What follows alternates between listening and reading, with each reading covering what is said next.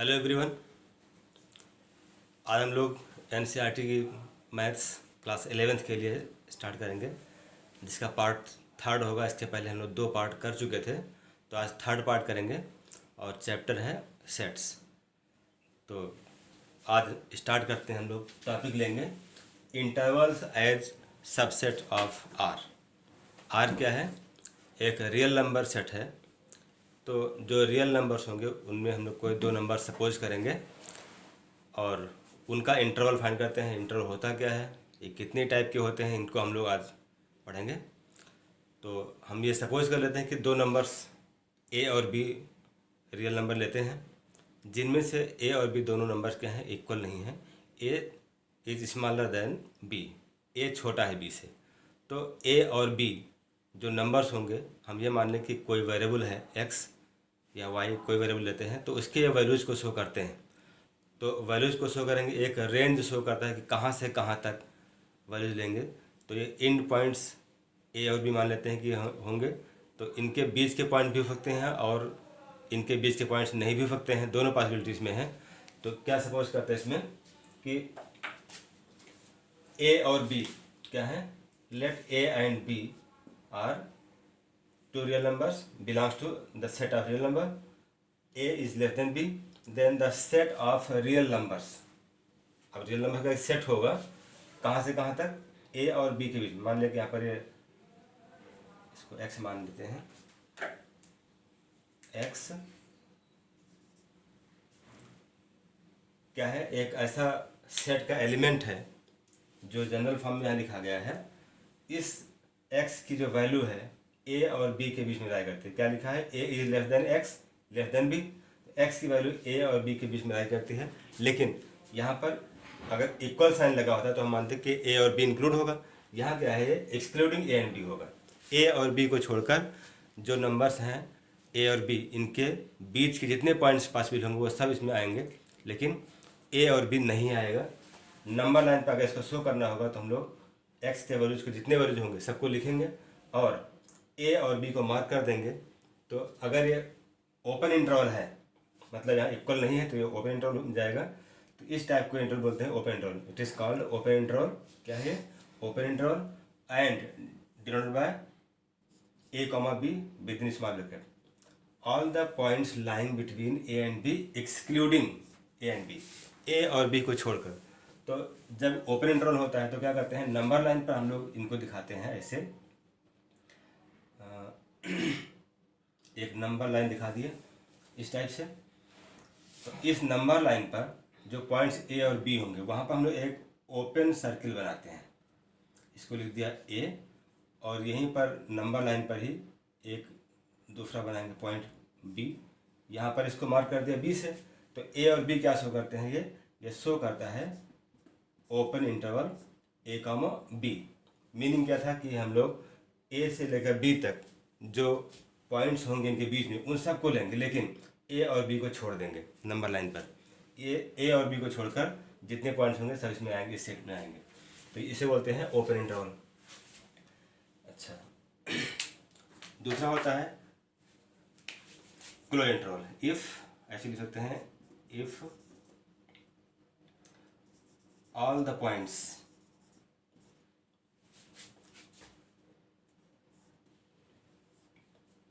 या इसको लिखें, if all the points between A and B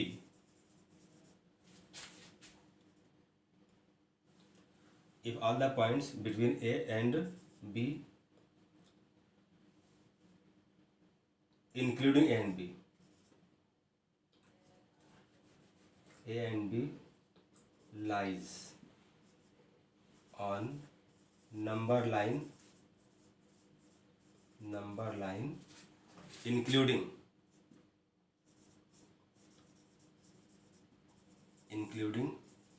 A and B, then it is called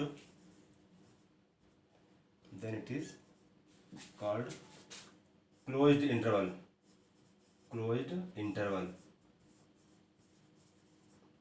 and is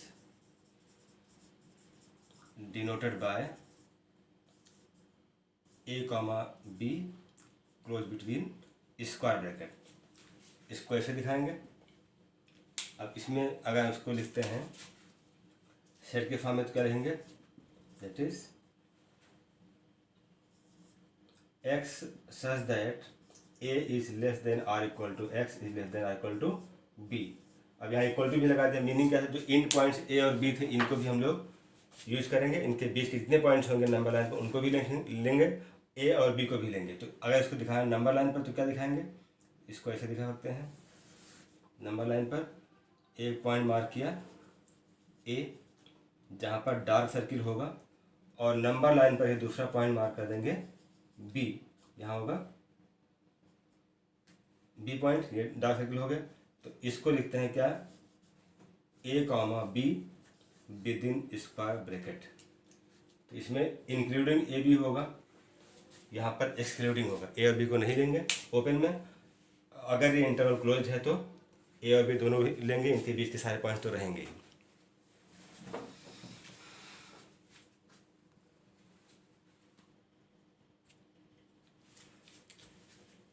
next है हमारा open close interval. ये क्या होता है, ऐसा इंटरवल जिसका एक एंड ओपन हो, दूसरा एंड क्या हो, क्लोज हो, तो उसको बोलते हैं ओपन एंड। यहाँ देखिए, we have also intervals open at one end and closed at other end. It is known as open close interval denoted by A comma B. जो ब्रैकेट यूज करेंगे यहाँ पर स्मॉल ब्रैकेट, यहाँ पर square bracket, equals to, इसको ऐसे लिख सकते हैं सेट के फॉर्म में, x such that a is less than x less than और इक्वल टू बी। तो यहाँ पर क्या लिखा है, जो वेरिएबल एक्स था या जो इस सेट का एलिमेंट एक्स होगा, इसकी वैल्यू क्या होगी, ए से बड़ा होगा लेकिन बी से छोटा है या बी के इक्वल है। तो अगर इसको दिखाना है नंबर लाइन में तो क्या दिखाएंगे, इसको ऐसे दिखाएंगे। जो पॉइंट, जिस पॉइंट पर ये ओपन होता है उसको ए लिखा गया है, एक्स इक्वल टू ए तो है नहीं इसलिए ए पर ओपन होगा, और जो बी पॉइंट होगा वहाँ पर क्या होगा, ये डार्क होगा, मतलब ये क्लोज है। तो इसको लिखेंगे क्या, ओपन क्लोज इंटरवल ए कॉमा बी। ये हो गया।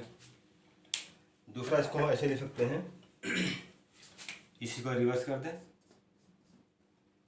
क्लोज्ड ओपन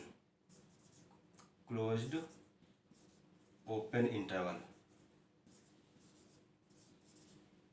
तो इसमें क्या होगा,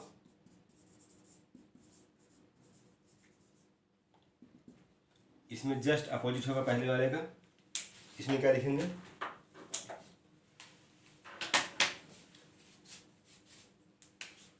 इफ इंटरवल क्या है, closed eight one end and open eight other end, then it is known as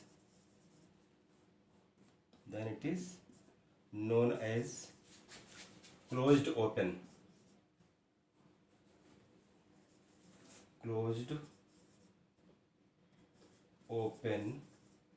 interval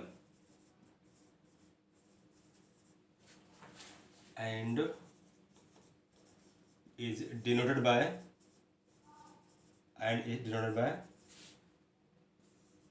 close at A and open at B। इसको हम लोग जैसे यहाँ पर था, इसको भी लिख सकते हैं, बता रहे इसको, इसका दूसरा फॉर्म भी है। इसको अगर सेट फॉर्म में लिखते हैं तो क्या लिखेंगे, x such that a is less than और equal to x is less than b. यहाँ बी पर ओपन है, तो इस टाइप से दिखा सकते हैं इसको। और अगर नंबर लाइन पे दिखाना है तो क्या दिखाएंगे इसको, नंबर लाइन पर यहाँ ए पर क्लोज है, जहाँ इक्वल टू लगा है वहाँ पर भी क्लोज होगा, जहाँ इक्वल टू नहीं वहाँ पर ओपन होगा। तो यहाँ पर ए पर क्लोज है, यहाँ पर एक डार्क सर्किल लगाएंगे, पॉइंट ए हो गया, और जहाँ बी है वहाँ पर क्या है, ओपन है, तो यहाँ पर एक ओपन सर्किल रहेगा ऐसे ही। तो इसको लिखेंगे हम लोग क्या, a comma b, close at A and open at B, ये हो गया। हाँ, हम ये कह रहे थे कि जो ओपन इंटरवल है इसको हम लोग ऐसे भी लिख सकते हैं, जैसे हमको लिखना है ओपन क्लोज था, तो ओपन को हम लोग ऐसे भी लगाते हैं, open at A close at B, ये भी लिखते हैं। तो इसका मीनिंग वही है जो इसका मीनिंग था। यहाँ भी चाहे तो लिख सकते हैं क्या, यहाँ पर क्लोज है, क्लोज ओपन है, तो पहले क्लोज करेंगे, इसको लिख सकते हैं ऐसे, close at A and open at B, ऐसे भी लिख सकते हैं। तो इसका भी मीनिंग वही है, ए पर क्लोज होगा और बी पर ओपन, मीनिंग सेम है।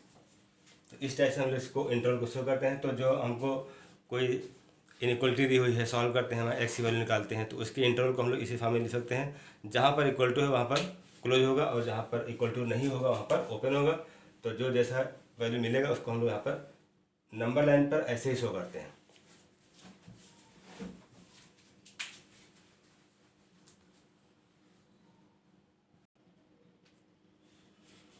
तो ये टॉपिक हमारा है वेन डायग्राम। वेन डायग्राम्स क्या होते हैं? The diagrammatic representation of sets is known as Venn diagram. एक मैथमेटिशियन थे, उन्हीं के नाम पर इसको रखा गया था।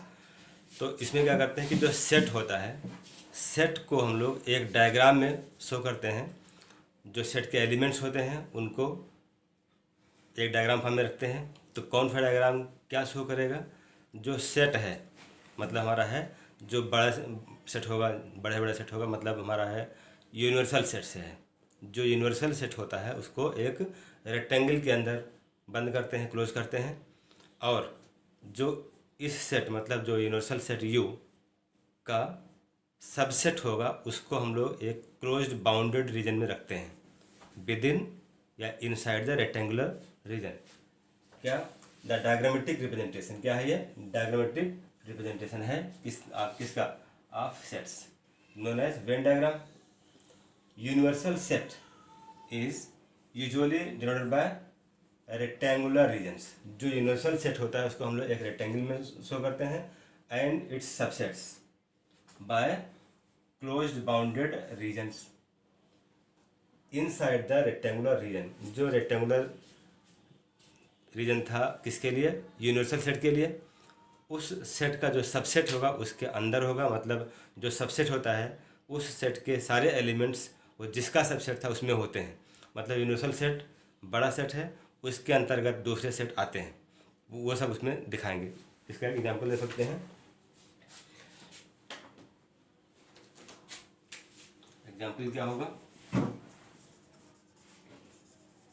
हम इसका एग्जांपल लेते हैं ऐसे कि एक सेट लिखा मैंने ए, लेट ए इक्वल्स टू, इसको हम यू दिखा देते हैं, यू इक्वल टू लिख दिया 1 2 3 4 एंड सो ऑन टिल 15, ये लिख दिया।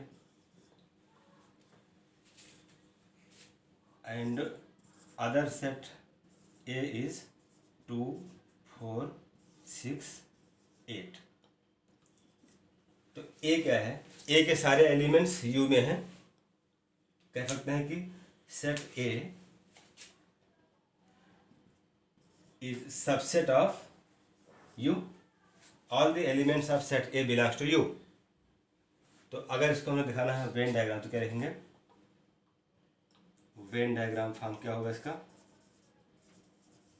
वेन डायग्राम, इन वेन डायग्राम क्या होता है? इसमें जो यूनिवर्सल सेट होता है उसको दिखाते हैं किसमें? एक रेक्टेंगल दिखाते हैं। तो एक रेक्टेंगल बनाइए, और रेक्टेंगल के अंदर वो सारे एलिमेंट्स होंगे जो सेट यू में दिखाए गए थे। ये हो गया रेक्टेंगल। तो अब इस रेक्टेंगल के लेफ्ट या राइट कॉर्नर पर यू लिख देंगे। क्या? यू, मतलब उस सेट को लिख दिया जो यूनिवर्सल था। इस सेट के अंदर, मतलब इस रेक्टेंगल में क्या होंगे? 2 4 6 8 होंगे, इसको ए लिखा है। तो अब ए इसका सबसेट होगा, तो सबसेट को इस रेक्टेंगल के अंदर एक बनाएंगे सर्किल बाउंडेड रीजन ऐसे, और इसमें लिख दिया हमने ए सेट होगा ये। इस सेट ए के एलिमेंट्स क्या होंगे 2 4 6 8 ये लिख दिया। और 2 4 6 8 बिलोंग्स टू यू, यू के अंदर था तो अंदर बनाया इसको।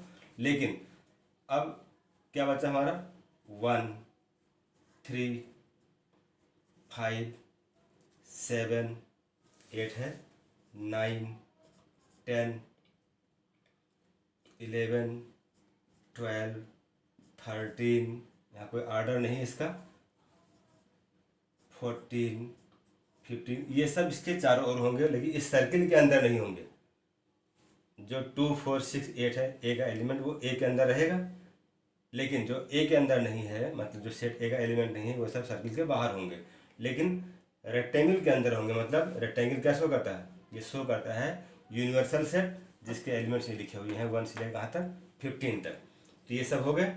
तो ए के सारे एलिमेंट्स यू के अंदर हैं, लेकिन यू के सारे एलिमेंट्स ए में नहीं है, तो ए के अंदर ए को दिखा दिया और ए को यू के अंदर दिखा दिया, तो ये हो गया वेन डायग्राम। तो एक क्या हो गया, ये डायग्रामेटिक रिप्रेजेंटेशन है, इसको बोलते हैं Venn diagram.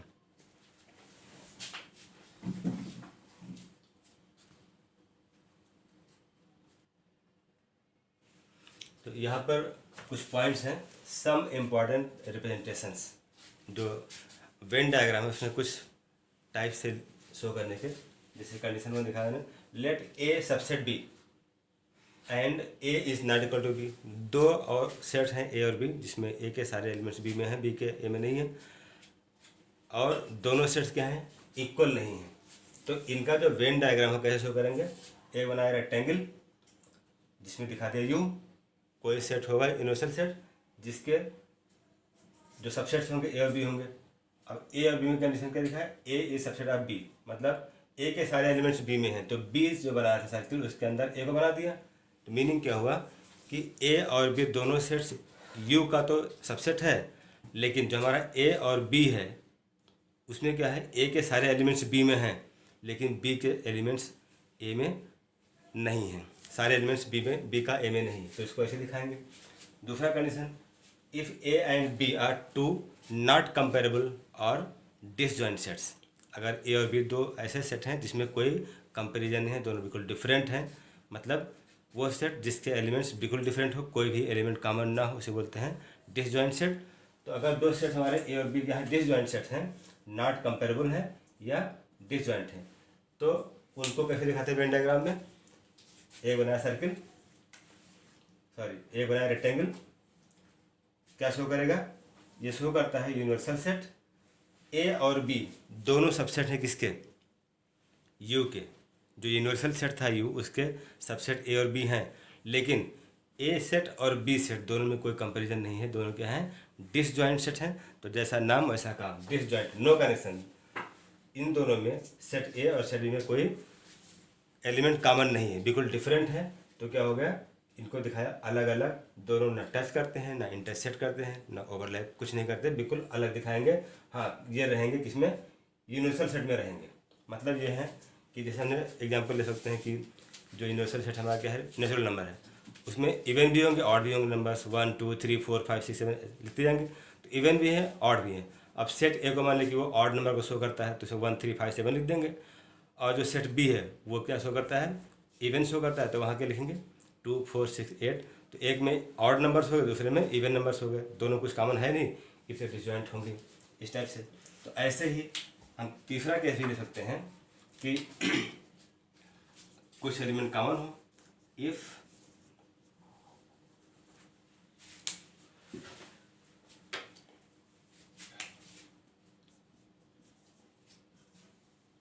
A and B are two sets having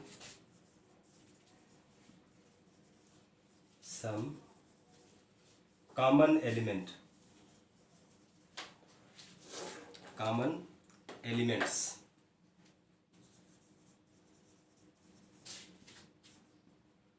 then it's Venn diagram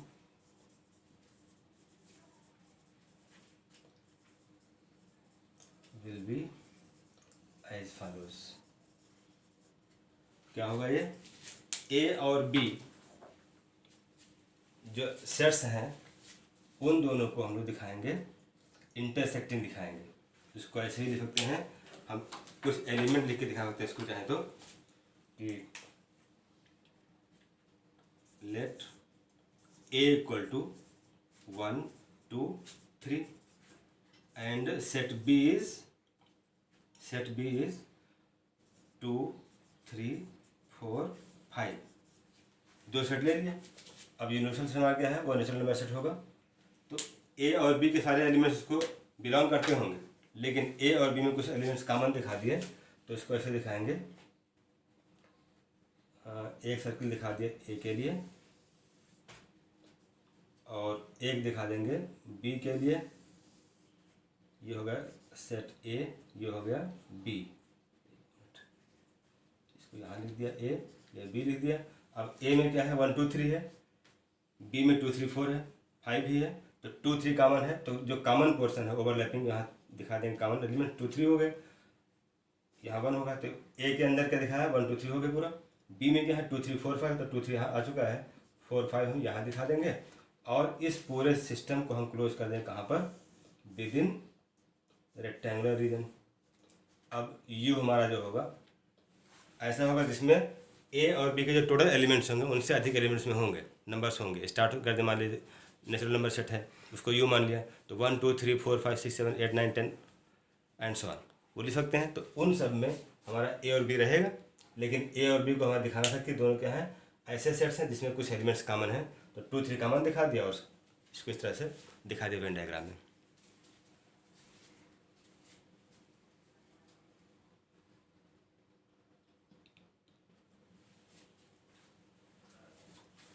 यहाँ पर एस कर लेते हैं, फॉलोज।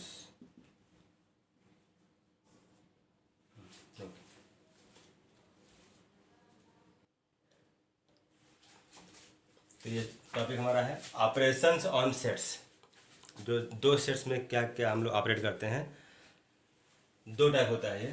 पहला है हमारा यूनियन ऑफ सेट्स, दूसरा होता है intersection of sets. Union and intersection of two sets. तो इसको 1 बाय 1 देखते हैं। फर्स्ट होगा क्या, यूनियन ऑफ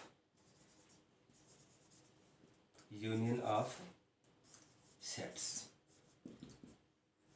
अब ये मान लेते हैं कि ए और बी दो सेट हैं। क्या है, capital A and capital B are 2 non empty sets. दो सेट ले लिए, तो इन दोनों सेट्स का जो यूनियन होगा, यूनियन मतलब ये हुआ कि इनका जो यूनियन होगा वो भी एक सेट होगा। और यूनियन को हम लोग किससे शो करते हैं, इसका सिंबल होता है यू। सिंबल क्या होगा इसका, यू, ये सिंबल इसका है। और जैसे हमने सेट ए और बी लिया, तो सेट ए और बी का जो यूनियन होगा क्या लिखेंगे, ए यूनियन बी, ऐसे लिखते हैं। तो अब ए यूनियन बी क्या है, एक सेट हो गया। तो अब ए और बी का जो एलिमेंट था, जब हमको ए और बी का निकालना होता है यूनियन, तो क्या करते हैं, ए और बी के सारे एलिमेंट्स को हम लोग कंबाइंड फॉर्म में लिखते हैं विदाउट एनी रिपीटिशन। हम ये कह रहे हैं कि अगर सेट ए और बी दो सेट हैं तो उनका जो यूनियन होगा उसको हम लोग ए यूनियन बी से लिखेंगे। मतलब ए और बी जो सेट थे उनके बीच में कैपिटल यू शो कर देंगे, जो सिंबल है यूनियन का। और अगर ए और बी में कुछ एलिमेंट कॉमन हैं तो कंबाइन करने पर वो रिपीट कर जाएंगे। तो जो रूल होता है सेट के लिखने का कि हम किसी भी एलिमेंट को रिपीट नहीं करते हैं, सिंगल टाइम लिखते हैं, तो विदाउट रिपीटेशन उनको लिख देंगे। अब इसको एग्जाम्पल से समझते हैं। ऐसे एग्जाम्पल क्या लेते हैं, let A equal to 1 2 3 and B क्या है, यही एक सेट है। इसको लिख दिया हमने 2 4 5 6 ऐसे लिख दिया। अब ए और बी दोनों क्या हैं, सेट हैं, नॉन एम्प्टी सेट है, मतलब एम्प्टी सेट नहीं है। तो इनका यूनियन क्या होगा, देयरफॉर ए यूनियन बी। क्या करते हैं इसमें, ए और बी के जो एलिमेंट्स हैं सारे एलिमेंट लिखते हैं, ए और बी के सारे एलिमेंट लिख देंगे। हाँ, जो एलिमेंट रिपीट हो रहा होगा, जो कॉमन है, उसको हम रिपीट नहीं करते। इनको हम लोग लिख सकते हैं ऐसे 1 2 3 4 5 6। यहाँ देखिए, इसमें सेट ए और बी में 2 रिपीट हुआ था, तो 2 को रिपीट नहीं किया, सिंगल टाइम लिखा है, रिपीट नहीं करते। जितने एलिमेंट्स थे उनको लिख दिया। मतलब जब सेट लिखते हैं तो हम लोग टाइप्स ऑफ एलिमेंट लिखते हैं, रिपीट नहीं करते। तो ये हो गया ए यूनियन बी। इसका चाहे तो दूसरा एग्जाम्पल भी ले सकते हैं। एग्जाम्पल 1 हो गया, तो एग्जाम्पल 2 हम इधर ले लेते हैं। एग्जाम्पल 2 में क्या होगा, let A equal to A B C and B is B C D E F, ये लिखा।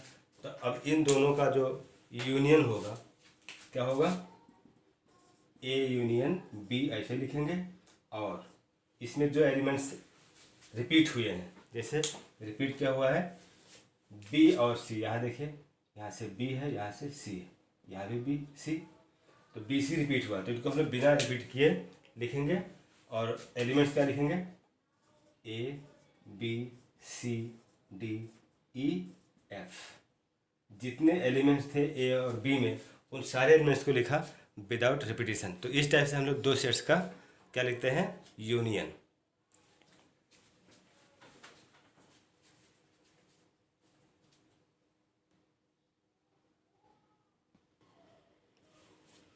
ये कुछ प्रॉपर्टीज इनके होते हैं, property of the operation of union. दो सेट्स का जब हम यूनियन लेते हैं तो उससे रिलेटेड कुछ प्रॉपर्टीज हैं। वो प्रॉपर्टीज क्या है, जैसे हमने दो सेट लिया, फर्स्ट की बात कर रहे हैं, ए और बी दो सेट लिए, तो अगर हमने सेट ए और बी का यूनियन लिया है, मीनिंग क्या था कि ए और बी के सारे एलिमेंट्स को हम लोग विदाउट रिपीटिशन लिखेंगे। तो ऐसे ही अगर हम बी और ए का यूनियन लेते हैं तो भी नंबर ऑफ एलिमेंट्स वही रहेंगे, सब कुछ वही रहेगा जो ए यूनियन बी में था। तो इसको क्या कहते हैं कि ए और बी का यूनियन या बी और ए का यूनियन सेम रहता है, तो इसको बोल सकते हैं क्या, कम्यूटेटिव लॉ। ये क्या है, ये कम्यूटेटिव लॉ है, फॉलो करता है इसको। दूसरा हमारा है ए union B union C. Set A B C तीन हैं, ये तीनों जो सेट हैं क्या है, एक नॉन एम्प्टी सेट है। अगर ए और बी का यूनियन निकालते हैं तो एक सेट मिलेगा।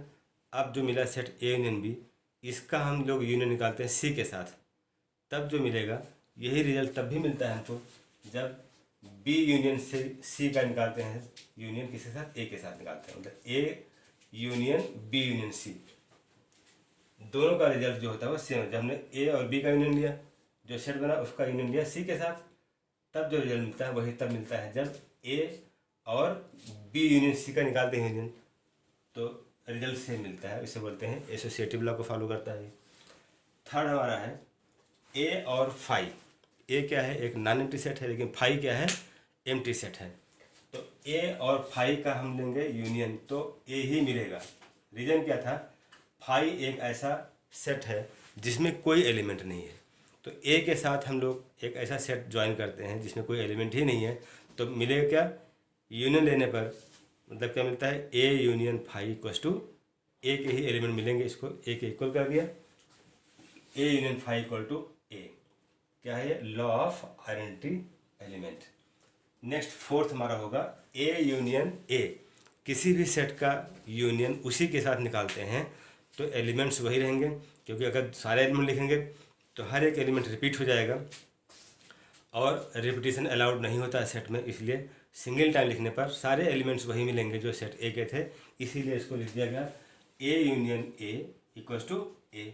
इसे बोलते हैं आइडेंटिपोटेंट लॉ।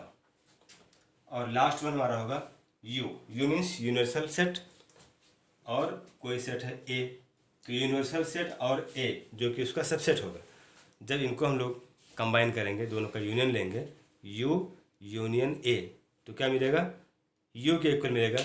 रीजन क्या था कि ए के सारे एलिमेंट्स यू को बिलोंग करते हैं, जो सेट यू है उसको बिलोंग करते हैं। तो जब यूनियन लेंगे, सारे एलिमेंट लिखेंगे, तो जो एलिमेंट्स ए के हैं ए यू से कंबाइन करने पर रिपीट कर जाएंगे, रिपीटिशन अलाउड नहीं होता, तो सारे एलिमेंट्स हम वही लिख देंगे जो किसमें थे, यूनियन में थे, मतलब इसमें यूनिवर्सल में थे, तो सारे एलिमेंट्स यू के ही आएंगे, तो उन्हीं को लिख दिया गया यू। मतलब जो था यूनिवर्सल सेट वही वही मिलेगा, उसी इक्वल। इसे बोलते हैं law of universal set you. तो इस टाइप से कुछ इसके प्रॉपर्टीज़ थे, और इन सबको आप रिवाइज करिए। इस पर भी जो प्रॉब्लम्स होंगे उनको आप अटेंड करिए बुक से, और कोई प्रॉब्लम होता है तो उसको आप कमेंट बॉक्स में देकर पूछ सकते हैं। जो नेक्स्ट टॉपिक्स होंगे उनको हम लोग नेक्स्ट वीडियो बनाएंगे और उसमें इसको रखेंगे, तो सारे पार्ट्स इस चैप्टर कवर हो जाएंगे। So thank you for today. Thank you.